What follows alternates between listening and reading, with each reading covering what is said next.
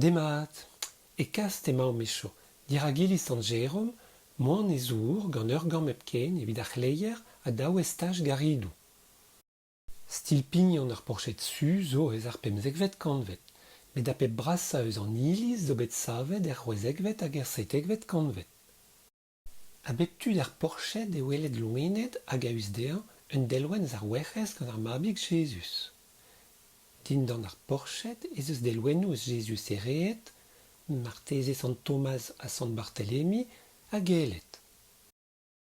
E barz en em gavam en un iliz estum ur groaz latin, gant un neo pemtreuzia dei hag adnevioù, ur groazen hag ur chantele lies korneg e ben. Diglink a valar e oan di a barz, a neusket a ster noter da skouer, met delwennoù zo e leiz.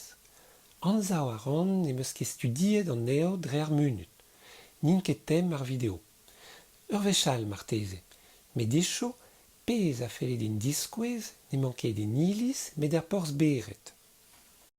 Deom mermez eus an iliz, ar porz beret neus ket a garnel ken.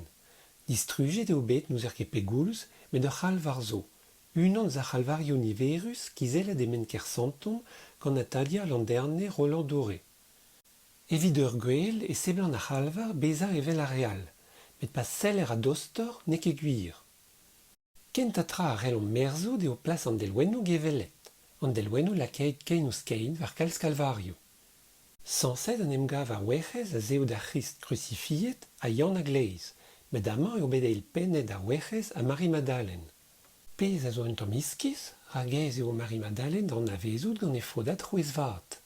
Eil-tra, envel eo an diou zelwenn gevelet all an eil ouz e ben, ha pa vefe bet lakait diou-vej san Yann. Ur goulenn ne ken, e michans e vo roet ur respont un dezbennak. Hag evit e chuiñ gant un dra a ouzom, e oa bet savet ar c'halvar e 1403 neuze unan eus ar rezi weza e. E ar sa c'halvar ur pieta hag entual ur sant gweltaz marteze. Er porziliz ez eus ur monument all, unan ep e bar, chasse Sant Hubert. Delwennoù lakait war ur zichen, ur chasseour diskennet diwar var a daoulinet, juntet e zaouarn ha dizoloet e ben. Adre emañ e var, dalret gant e floc'h.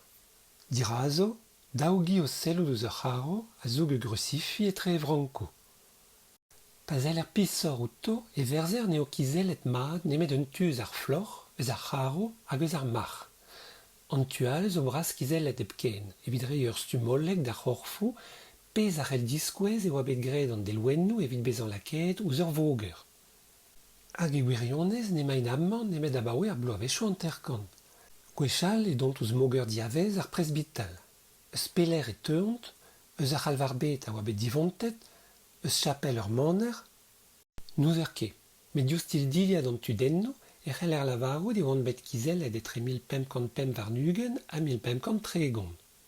Pez a zo skler eo ar senenn tolennet gant an delwennoù. Ur vojen eus ar pemzekvet kanvet diwar ben buez Sant Hubert. Ken en tannet e oa an otro Hubert gant ar chasse matileze e zeverioù. Ed e oa bet da chasseal d'ur gwener a groaz patifou pas diraza ur c'haro gwenn, dreist ur dinal e vent. Galoup pa da reas dir a Hubert a sacha an er e donderioù ar c'hoat. Gout e meur a eurvezh ne ziskouezet ket ar c'haro bez an skuizh tamm bet. Er kontrol da Hubert a oa divi. Adol trum e chomas ar c'haro a sao. Hag Hubert a welas ur groaz skedus etre e vranko. Eus an ne e tregernas ur voez kreñv. Hubert, Hubert, betek pegoulz e re diwar lec'h an loened e c'hoajoù. Betek pegoulz e lakay o ac'hanout da entan da zilezel salvidigez da ene. Hubert, kroget ar spondennañ en em dolas war an douar gant uveldet hag e c'houlennas. O trou, petra a rank an ober. Ket a gavout Lambert va Eskop e Maastricht a respontas ar vouez. Distro, gra pinijen evit ar bechejoù, evel ma vo desket dit. Evel se reas hag e ken dalc'has war zuer santelez. Se zo koz eo bremañ Sant Peran ar chasseourien. Gant Sant Hubert e kimiadom, ken ur vechal en ul ec'hal, ken a vo.